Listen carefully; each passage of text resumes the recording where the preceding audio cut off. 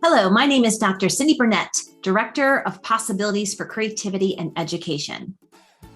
I'm Barney Saltzberg, and that's such a better handle. I'm a children's book author, illustrator, and songwriter, and follower of Cyndi Burnett.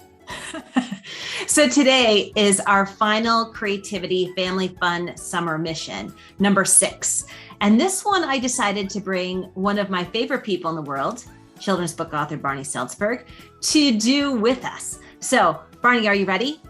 I have no idea what I'm doing, but yes. Great. So Barney, we're going to do this session and this mission, and it's called Recolor Your World. So I want you to look at the world around you. So take a moment and look at the world around you.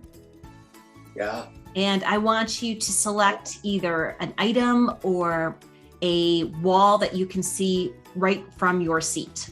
Mm-hmm. Okay. And now here's what I would like you to do.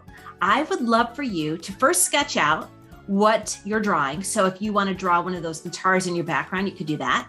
And then I want you to color in your object in any color other than the color that you see. So you can't use any of the colors that you actually see as the objects. Mm-hmm. And you have to reinvent and recolor your particular image. How about shape? Is it just, or we're just focusing on color right now? Just color. So we're going to recolor your world, shift your perspective and recolor your world. And you can take as much time as you would like at home to do this. And we're going to give Barney a few minutes and we'll see what he comes up with. Okay. Okay, Barney. So what did you pick to recolor?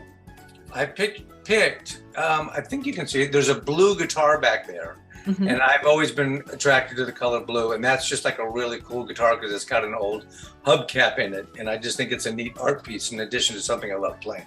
So I picked that, and it was interesting not getting to use blue, which I love. So, So what did you choose instead? Well, I was limited by the colored pencils that I have. I'll hold them up. And I realized that had I picked markers or paint, it would have a different vibe. I just dropped yellow, but trust me, there was yellow in here. So that's all I had. Okay. And there was like 2 shades of blue and I stayed away from them. So, so I went with that. And are you ready to see? I'm ready to see it. All right. So. Oh, that is a very different kind of guitar.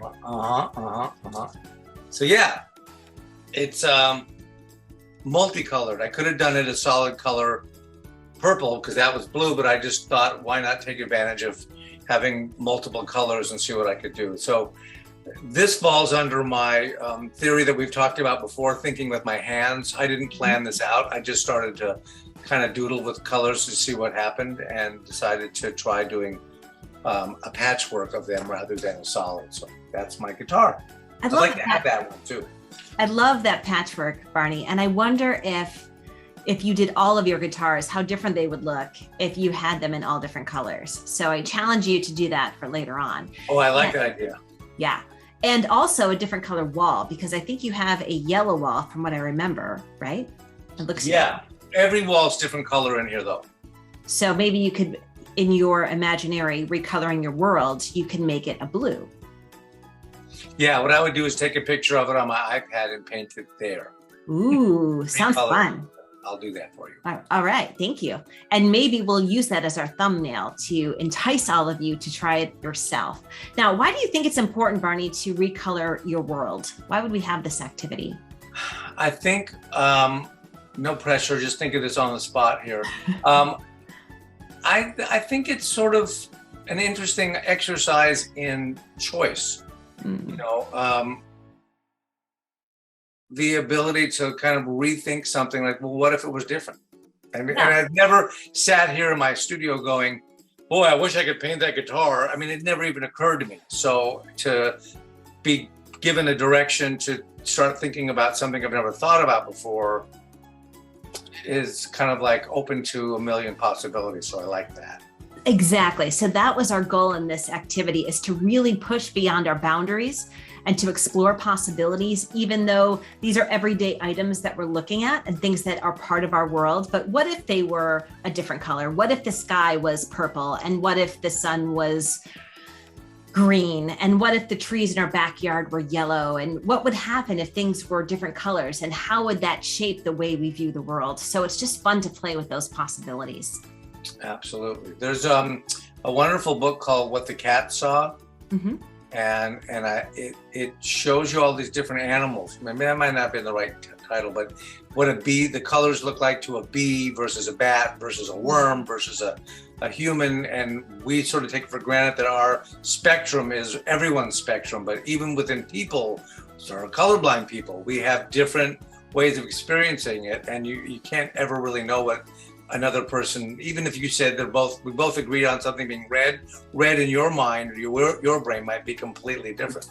But anyway, I love the idea of, I started thinking about cars. There's a really limited palette of cars when you're driving on the street. You know, we have black and red and white and blue and maybe gray and silver kind of the thing. But what if they were pink? And what if they were pink and yellow? And it would be really distracting to drive around. But it's kind of fun to think about now that I'm going to go brush my teeth tonight and go, well, what if my toothbrush was rainbow? You know, it's like, I never thought about that. This was fun. Well, Barney, thank you so much for joining us on this final Creativity Family Fun mission for the summer.